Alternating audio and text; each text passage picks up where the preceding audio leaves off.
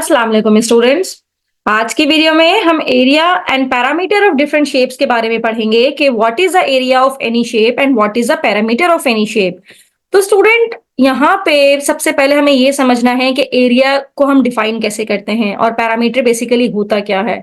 तो स्टूडेंट पहले अगर हम पैरामीटर की बात करें तो पैरामीटर कोई भी शेप हो अगर आपके पास, सपोज दैट मेरे पास यहाँ पे एक स्क्वायर शेप है या ये रेक्टेंगल शेप है, ये मेरे पास स्क्वायर शेप है या कोई भी मेरे पास शेप है। अगर आपको पैरामीटर कैलकुलेट करना है तो पैरामीटर का मतलब ये होता है कि इसकी बाउंड्री आपको कैलकुलेट करनी है, राइट। पैरामीटर जब भी आपके पास ये वर्ड आ जाए कि what is the parameter of any shape, तो पैरामीटर का मतलब होता है boundary of any shape. Parameter of shape is the total distance around the shape, यानी कि टोटल डिस्टेंस कितना है शेप में।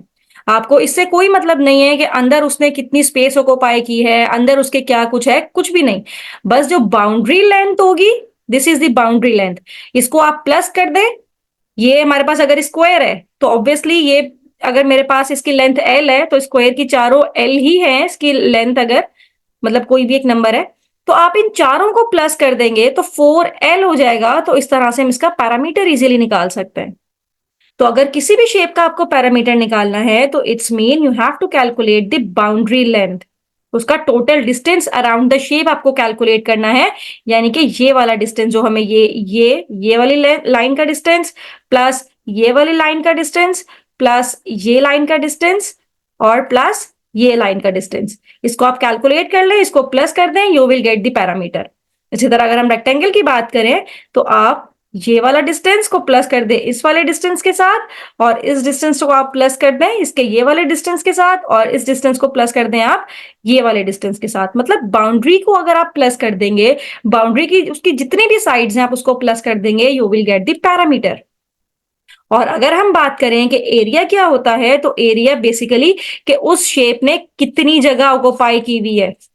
और एरिया 2 डायमेंशन होता है, यानी कि हमारे पास इसकी यूनिट भी 2 डायमेंशनल होती है, यानी कि यूनिट में हमारे पास इस यूनिट स्क्वायर आता है। जिस तरह अगर सेंटीमीटर है तो सेंटीमीटर स्क्वायर, मीटर है तो मीटर स्क्वायर, फीट है तो feet square and so on. इस तरह की इसकी यूनिट होती है। और पैरामीटर की यूनिट सिंपल सेंटीमीटर हो सकती है, मीटर हो सकती है, फीट हो सकती है, इंच हो सकती है, वटेवर, लेकिन ऊपर स्क्वायर नहीं आता। एरिया चूंकि 2 डायमेंशनल है तो इसलिए इसके ऊपर स्क्वायर आता है। जो भी यूनिट आप लिखें उसके ऊपर स्क्वायर जरूर डालिएगा, राइट। तो यहाँ पे हम एरिया और पैरामीटर पढ़ने जा रहे हैं डिफरेंट शेप्स के हवाले से। तो आपने ये तो समझ लिया कि एरिया क्या होता है और पैरामीटर क्या होता है। एरिया यही होता है कि किस उस शेप ने कितनी स्पेस ऑक्युपाई की हुई है। Basically we have to find out the space जो उस शेप ने ऑक्युपाई की हुई है। The area is the region bounded by the shape of an object, कि हमारे पास कोई भी ऑब्जेक्ट है किसी भी शेप की है, उसने कितना रीजन उसमें बाउंड किया हुआ है। This is called the area of any shape. अब स्टूडेंट हमने जो बात करनी है वो डिफरेंट शेप के हवाले से बात करनी है। सबसे पहले अगर हम स्क्वायर की बात करें तो ये स्क्वायर अगर हमारे पास है इस तरह का, तो ऑब्वियसली अगर स्क्वायर का हम एरिया निकालें तो आपको ये पता है कि ये स्क्वायर है तो इसकी चारों साइड इक्वल होती हैं। चारों साइड इसका मतलब कोई भी लेंथ अगर आपको गिवन है तो चारों साइड इसकी सेम ही लेंथ होगी, तभी वो स्क्वायर शेप में बनता है। तो अगर स्क्वायर का आपको एरिया निकालना है तो सिंपल आप क्या करेंगे, एल इंटू इसकी जो विड्थ है वो भी एल ही है, मतलब चारों इक्वल ही हैं। तो एरिया इसका क्या होगा, एल स्क्वायर। सिंपल स्क्वायर का एरिया हो जाएगा एल स्क्वायर। और अगर स्क्वायर का आपको पैरामीटर निकालना है तो you have to add all the sides. अब कितनी साइड्स हैं, 4 साइड हैं, 1 2 3 4, चारों को ऐड कर दें, चारों सेम है तो इसका मतलब है पैरामीटर भी हम निकाल लेंगे जो कि आ जाएगा 4 मल्टीप्लाई बाय एल, यानी कि 4L, क्योंकि L plus L plus L plus L will give you 4L, right. तो स्क्वायर का फॉर्मूला हमने निकाल लिया एरिया और पैरामीटर का। अब हम बात करते हैं रेक्टेंगल की। सपोज स्टूडेंट ये मेरे पास एक रेक्टेंगल है और अगर रेक्टेंगल है तो आपको पता है कि इसकी ऑपोजिट साइड सेम होती हैं। अगर ये साइड इसकी एल है तो ये भी इसकी एल है, मतलब जिस की लेंथ ये वाली साइड है उस लेंथ की ये वाली भी साइड भी है। और मतलब ये दोनों लाइन आपस में इक्वल है और ये वाली दो लाइन आपस में इक्वल है। इसको आप चाहे ब्रेड कह दें या विड्थ कह दें, इट्स अप टू यू। अगर बी कहना है तो बी कह दें, डब्ल्यू कहना है तो डब्ल्यू कह दें। 2 डायमेंशनल शेप है तो इसमें कोई मैटर नहीं करता विड्थ या ब्रेड। तो यहाँ पे अगर ये मेरे पास ब्रेड इसके गिवन है तो ये सिंपल रेक्टेंगल का एरिया क्या हो जाएगा मेरे पास, कि 2 डायमेंशन है तो आप एल मल्टीप्लाई बाय बी कर दें। बेसिकली इसमें भी हमने एल मल्टीप्लाई बाय बी ही किया था, लेकिन अब उसकी ब्रेड भी तो एल ही थी क्योंकि स्क्वायर शेप में है, तो इसलिए एल इंटू एल कर दिया, तो L into L L square हो गया। तो इस तरह से हमने स्क्वायर का एरिया निकाला था। तो रेक्टेंगल का एरिया किस तरह से निकलेगा, एल मल्टीप्लाई बाय बी। और अगर इसके पैरामीटर की हम बात करें तो ऑब्वियसली हमने इसकी सारी बाउंड्री लेंथ को प्लस कर देना है, यानी कि L plus B plus L plus B, क्योंकि बाउंड्री में एक साइड एल है, फिर बी है, फिर एल है, फिर बी है। तो इसको जनरल करेंगे तो 2 एल है प्लस 2 बी। तो इसका फॉर्मूला भी हमने याद रखना है कि parameter of rectangle is 2 L plus 2 B. अब अगर हम बात करते हैं ट्राइंगल की, तो ट्राइंगल मेरे पास यहाँ पे इस तरह से हम एक ट्राइंगल भी ड्रॉ कर लेते हैं।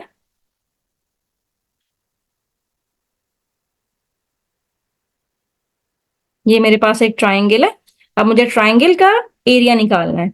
तो स्टूडेंट ट्राइंगल का एरिया क्या होता है कि आप इसकी पहले हाइट कैलकुलेट करेंगे। हाइट का मतलब ये होता है कि इसकी एकदम एज से लेके इसकी बेस तक का ये डिस्टेंस, या तो आपको क्वेश्चन में गिवन होगा, नहीं गिवन होगा तो हम डिफरेंट फॉर्मूले के जरिए कैलकुलेट भी कर सकते हैं। तो ये हमारे पास हाइट गिवन होनी चाहिए जो कि परपेंडिकुलर डिस्टेंस होता है। किसका परपेंडिकुलर होता है, जो बेस होती है, बेस से लेके इसके वर्टेक्स तक का ये परपेंडिकुलर डिस्टेंस होता है, इसको हम हाइट कह रहे होते हैं। ठीक है, और ये हमारे पास बेस होती है नीचे वाली लाइन। तो इसका जब हमने ट्राइंगल का एरिया निकालना है तो ट्राइंगल का एरिया इक्वल होता है 1/2 multiply by height multiply bye it's base. तो इसका एरिया निकल आता है कि इसने कितनी स्पेस ऑक्युपाई की हुई है। राइट, हमें इसमें हाइट गिवन होनी चाहिए। और पैरामीटर तो आप जानते ही हैं, पैरामीटर इसकी बाउंड्री लेंथ। अब बाउंड्री में इसकी क्या है, एक ये वाली लाइन है, इस लाइन का हमें पता होना चाहिए, एक इस बेस का तो हमें पता ही होगा, तभी हम एरिया निकाल सकते हैं। और इस लाइन की लेंथ भी हमें पता होनी चाहिए। इसका मतलब है, सपोज करें अगर ये वाली साइड को हम ए कह दें, ए लेंथ है, ये वाली साइड की बी लेंथ है, इस वाली साइड की सी लेंथ है, तो इन तीनों को प्लस करेंगे तो आपके पास पैरामीटर आ जाएगा। यानी कि पैरामीटर निकालने के लिए you have to add all the boundary sides, A plus B plus C करेंगे तभी आप इस ट्राइंगल का एरिया निकाल सकते हैं, पैरामीटर निकाल सकते हैं। यानी कि तीनों साइड को आपको प्लस करना है, then you can easily find out the parameter. और एरिया निकालना है तो half multiply by height multiply by base करना है। राइट, तो ये फॉर्मूले आपको याद रखने हैं आगे के क्वेश्चन सॉल्व करने के लिए। तो सबसे पहले हम इसके वर्ड प्रॉब्लम सॉल्व कर लेते हैं। अब स्टूडेंट ये क्वेश्चन देखिएगा कि a square garden has a side length of 5 metres. अब स्क्वायर की बात कर रहे हैं, स्क्वायर की बात कर रहे हैं, डेफिनेटली मीन कि इसकी चारों साइड्स इक्वल होंगी तभी वो स्क्वायर शेप बनती है। राइट, और क्वेश्चन में ये भी बता दिया कि अगर ये स्क्वायर शेप है तो इसकी लेंथ है 5 मीटर्स। तो हम ये जानते हैं कि स्क्वायर की अगर हमें एक साइड भी गिवन हो तो डेफिनेटली वो चारों साइड्स इक्वल ही होती हैं, तो चारों इसकी 5 5 मीटर्स हो जाएंगी। ठीक है, अब मुझे पैरामीटर निकालना है। तो पैरामीटर ऑफ स्क्वायर अभी हमने देखा है कि 4L होता है, और लेंथ हमें गिवन है जो कि है 5 मीटर्स। तो 5 4 जा, ये आ जाएगा 20 मीटर्स। तो इसका पैरामीटर इस तरह से सिंपल तरीके से हमने निकाल लिया। पैरामीटर्स आ गया मेरे पास 20 मीटर्स। राइट, अब इसी तरह से ये तो सिर्फ पैरामीटर निकालने के लिए हमें कहा गया था। अब अगले क्वेश्चन में a square picture frame has a side length of 8 inches. अब ये स्क्वायर पिक्चर की बात कर रहे हैं तो इसका मतलब है कि फिगर ये स्क्वायर शेप में बनेगी, और स्क्वायर शेप में तो बनेगी लेकिन साथ साथ इसकी हमें लेंथ भी गिवन है, यानी कि लेंथ इसकी क्या हो जाएगी, 8 इंचेस। ये वाली साइड भी 8 है, तो स्क्वायर का मतलब ही ये है कि सारी साइड इसकी 8 8 ही होंगी। और हमें इसका एरिया निकालना है। तो स्टूडेंट एरिया निकालने के लिए फॉर्मूला है एल स्क्वायर, और एल हमें गिवन है, एक साइड की भी लेंथ पता चल जाए स्क्वायर की तो सबकी लेंथ पता चल जाती है। तो इसका लेंथ थी 8 स्क्वायर 8, तो स्क्वायर कर देंगे तो एरिया आ जाएगा 8 का स्क्वायर, 8 8 जा 64। और ये इंच था, इसका साइड लेंथ इंच में थी, तो जब एरिया निकालेंगे तो ये हो जाएगा इंच स्क्वायर। इंच के साथ आप ऊपर स्क्वायर लगा देंगे तो इसका मतलब है कि हमने एरिया फाइंड आउट कर लिया। This is the area, this is the area of the required picture frame. Right, आप इस तरह से वर्ड में ही इसका आंसर लिखें कि the area of given square picture frame, square picture frame is 64 inch square. Right, तो इस तरह से आप अपना आंसर भी लिखेंगे। यहां पे भी लिखिएगा कि the parameter of the given garden is 20 metres. Right. तो ये हमने स्क्वायर की कुछ प्रॉब्लम्स की हैं, अब यहाँ पे हम रेक्टेंगल की कुछ प्रॉब्लम कर रहे हैं कि a rectangular playground. Rectangular playground का मतलब है कि हम एक रेक्टेंगुलर शेप बना लेते हैं अपने पास, this is the rectangular shape, और इसमें क्या है, लेंथ ऑफ 20 मीटर्स, इसकी लेंथ है 20 मीटर्स, यानी कि ये वाली साइड है 20 मीटर्स, तो ऑब्वियसली अगर ये 20 मीटर्स है तो ये भी 20 मीटर्स ही है, क्योंकि हमें रेक्टेंगल की डेफिनेशन पता है। और विड्थ है इसकी 10 मीटर्स, यानी कि ये वाली भी हमें पता है ये 10 मीटर्स है, तो ऑब्वियसली अगर ये 10 मीटर है तो ये भी 10 मीटर्स ही होगी। अब हमने निकालना है पैरामीटर। तो पैरामीटर का फॉर्मूला रेक्टेंगल का भी हमने सीखा है कि पैरामीटर इक्वल होता है 2l प्लस 2b के। राइट, लेंथ हमें गिवन है जो कि है 20, विड्थ भी हमें गिवन है जो कि है 10। इसको सिंप्लीफाई करेंगे, ये आ जाएगा 40, 10 टू ज़ा 20, 40 प्लस 20, तो पैरामीटर मेरे पास आ गया 40 प्लस 20 60, और यूनिट क्या यूज करेंगे, मीटर्स चल रही है तो हम भी यहाँ पे मीटर्स ही लिखेंगे। तो इसका पैरामीटर हमारे पास आ गया 60 मीटर्स। राइट, इस तरह से हम पैरामीटर इजीली निकाल सकते हैं। अब नेक्स्ट क्वेश्चन में again a classroom has a length of 12 metres, length भी गिवन है, and a width of 9 metres, what is the area. तो अगेन हमें एक क्लासरूम की लेंथ और विड्थ गिवन है जो कि स्क्वायर शेप में ही है, क्योंकि इसकी लेंथ सॉरी रेक्टेंगल शेप में ही है, क्योंकि इसकी लेंथ 12 है। अगर ये लेंथ इसकी 12 हमें गिवन है तो ये वाली भी 12 ही होगी, और विड्थ इसकी 9 मीटर्स है तो ये वाली भी 9 होगी, तो ये वाली साइड भी 9 होगी। What is the area of the classroom. अब स्टूडेंट यहाँ पे कहीं रेक्टेंगल लिखा तो नहीं था पूरे क्वेश्चन में, लेकिन हमने सवाल को देख के खुद जज करना है कि अगर इसकी लेंथ और विड्थ चेंज है तो ये स्क्वायर नहीं हो सकता, दिस इज द रेक्टेंगल, और क्लासरूम की बात हो रही है तो ऑब्वियसली ये रेक्टेंगल की ही बात कर रहे हैं। तो एरिया निकालना है, तो एरिया निकालने के लिए फॉर्मूला जो हमने पढ़ा था वो ये देखिए, रेक्टेंगल का एरिया कैसे निकलता है, एल इंटू बी करके। तो यहाँ पे हम एल इंटू बी करेंगे, तो लेंथ हमारे पास है 12 और विड्थ हमारे पास है 9। राइट, तो इस तरह से इसको मल्टीप्लाई करेंगे, 108, और 12 मीटर्स में हमें गिवन है तो हम यूनिट लगाएंगे मीटर स्क्वायर। तो एरिया हमारे पास आ जाएगा 108 मीटर स्क्वायर। राइट, तो इस तरह से हमने रेक्टेंगल का पैरामीटर भी देख लिया कैसे निकालना है, और रेक्टेंगल का हमने एरिया भी देख लिया कि किस तरह से फाइंड आउट करना है। Now moving towards the next shape, जो कि हमारे पास ट्राइंगल की शेप थी। A triangle has sides of length 7 centimetre, 8 centimetre and 9 centimetre, what is the parameter. तो स्टूडेंट अगर एक ट्राइंगल आपके पास है,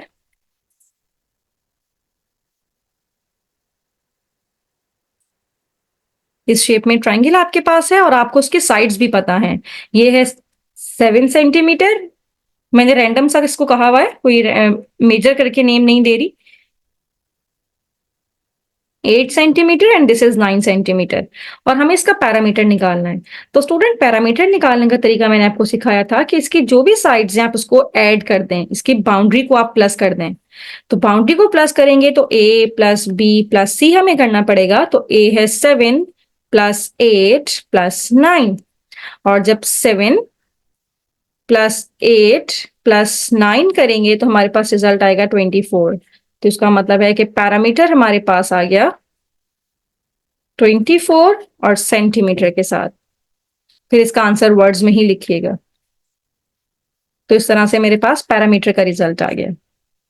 राइट, अब अगली शेप में क्या बात कर रहे हैं अगले वाले क्वेश्चन में कि a triangular plot of land has a base of 10 meters and a height of 6 meters, यानी कि बेस भी हमें गिवन है और हाइट भी हमें गिवन है।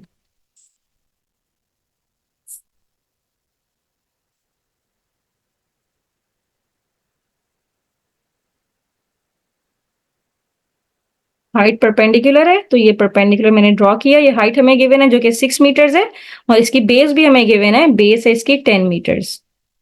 राइट, तो एरिया ऑफ द प्लॉट निकालना है, तो एरिया का फॉर्मूला क्या होता है ट्राइंगल का, हाफ बी इंटू एच। तो 1/2 बेस क्या हो जाएगी 10 हो जाएगी, और हाइट क्या हो जाएगी इसकी 6 मीटर्स हो जाएगी। 2 1s are 2, 2 3s are 6 and 10 3s are 30। तो एरिया हमने निकाल लिया 30, और यूनिट ऊपर थी मीटर्स तो हम लिखेंगे मीटर स्क्वायर। तो प्लॉट का एरिया आ गया 30 मीटर स्क्वायर।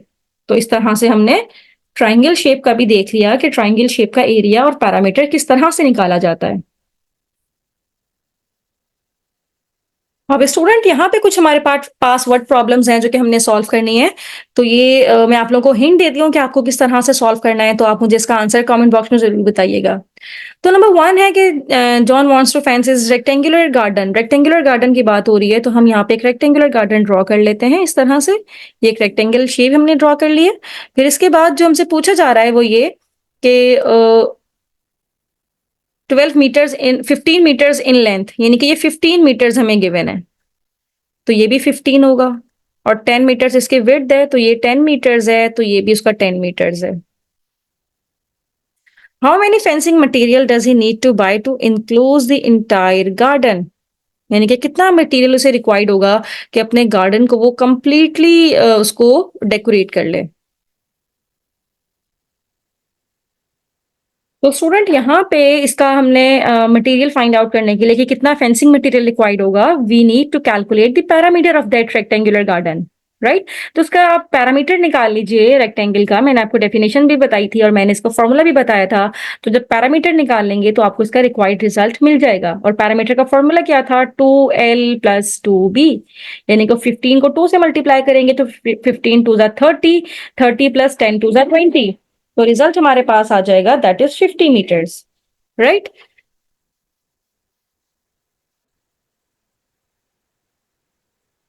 अब स्टूडेंट नेक्स्ट क्वेश्चन में Sara styling her square kitchen floor, यानी कि स्क्वायर की हम बात कर रहे हैं। Each tile cover 1 square foot and the side length of the kitchen floor is 9 feet. How many tiles does she need to cover the entire floor.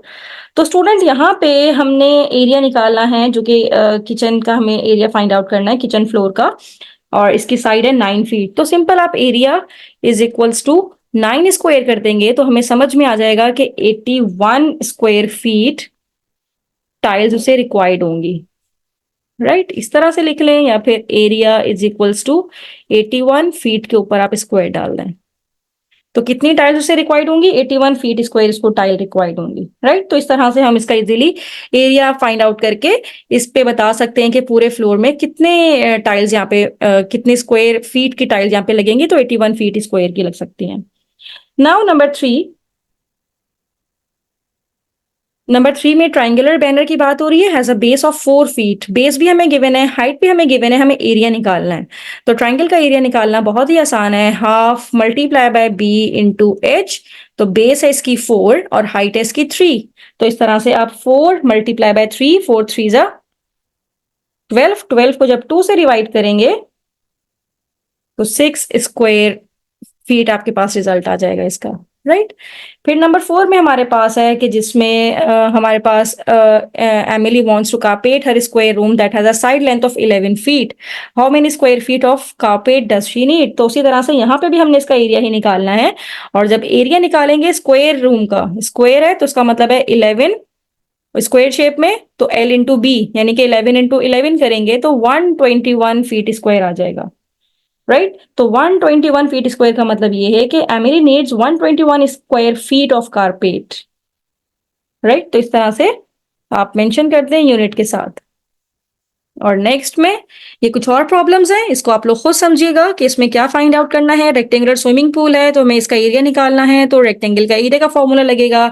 इसी तरह से यहाँ पे भी mister Smith is redecorating a rectangular room in his house, rectangle का formula लगेगा इसमें भी। The room measures 16 feet in length and 12 feet in width. He plans to add a decorative border. तो बॉर्डर यानी कि बाउंड्री लेंथ की अगर हम बात करें तो इसका मतलब ये है कि हमें पैरामीटर लगाना है, रेक्टेंगुलर का पैरामीटर लगाना है। तो पैरामीटर का फॉर्मूला लगाइए तो आपको उसके बॉर्डर का लेंथ आपके पास आ जाएगी कि उसको डेकोरेट करने के लिए कितने बॉर्डर का उसे नीड होगी ना, जो भी वो उसको सजाने के लिए जो भी कर रही है वो डेकोरेट करने के लिए। Number 7, a rectangular tablecloth measures 5 feet in length and 3 feet in width. Right. तो रेक्टेंगुलर की बात हो रही है तो इसका मतलब है कि इसकी हमें हाइट, इसकी हमें लेंथ भी गिवन है, इसकी हमें ब्रेड्थ भी गिवन है और हमने एरिया निकालना है। और लास्ट में हमने क्या करना है, Ali needs to order a shape of a triangular shape window. Triangular shape window की अगर हम बात कर रहे हैं तो हमने इसका एरिया निकालना है। क्वेश्चन में मेंशन है कि you have to find out the area. हमें बेस भी गिवन है, हाइट भी गिवन है, we can easily find out the area of the given triangular shaped window. तो स्टूडेंट ये क्वेश्चन आप लोग खुद सॉल्व कीजिए और कमेंट बॉक्स में मुझे जरूर आंसर बताइए। इसके अलावा कोई भी प्रॉब्लम हो किसी भी टॉपिक में तो मुझे कमेंट बॉक्स में जरूर बताइए। थैंक यू सो मच कि आपने एंड तक मेरी वीडियो देखी।